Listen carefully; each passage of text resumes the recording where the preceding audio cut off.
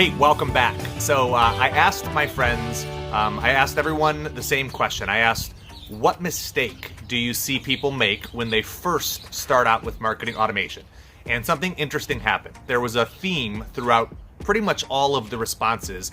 Everybody touched on the same concept from these different angles and vantage points. So rather than just tell you, I'm going to play a handful of their responses and see if you can pick up on what that theme might be.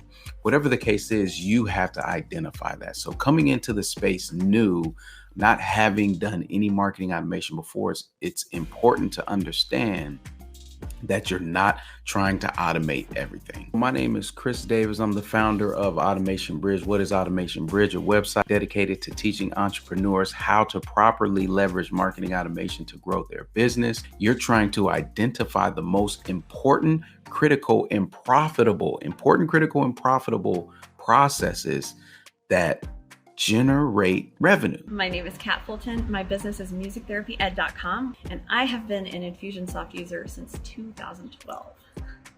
When you're starting to automate, you want to start as simple as possible. Don't automate everything on your website and have a freebie and have a course, like all these things, like sending people here and then sending people there. That's not how it works, and that's not what anybody wants to experience. What people want to experience is a human connection. And so what you want to do is use that automation to facilitate the human connection. Hi there, my name is Peter Daly-Dixon. Most people call me Pete. For a business owner who's new to marketing automation, the advice I would give is just focus on one thing at a time. Just think about one process. Think about one source of leads that you get and look at putting a marketing automation into that place. Hey everybody, my name is Jordan Hatch. I'm the owner of Full Stack Marketing. We're the world's largest group of Infusionsoft and Keep certified consultants. What are the two or three things that happen most often in your business? And automate those things. Just keep it simple. You don't need to automate everything and use every little bell and whistle. You don't need to have that. I think the most important piece of advice that I could give would be, don't try to automate everything. My name is Brett Martineau, and I'm a freelance Infusionsoft consultant. You should probably approach it the other way, where instead of trying to, what are all the things I can automate? What are the things that you have to automate? A lot of times people go a little bit crazy, and they try and over-automate everything. Automating chaos just makes more chaos. Common mistake people make when they get started is they try to do everything, they fix everything, they fix it in the most complicated fashion they can. So they think, I know where I want to go. I want to go like my friend who they've been doing this thing for 10 years. I'm going to copy them. I'm going to get all launched this weekend. And it's not going to work.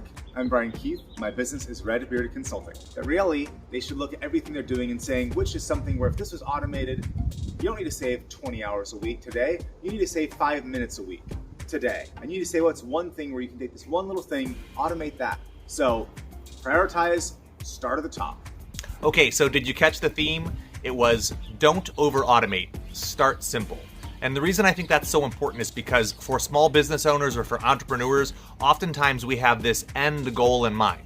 We want an entirely automated experience. We want it hands-off, no manual intervention, right? We want everything to just run seamlessly without us having to do anything. And while that might be the goal, or maybe it's not, regardless, that's not where you should start. You begin by automating these micro moments, these individual interactions, and you focus on moving the needle or grabbing the low-hanging fruit.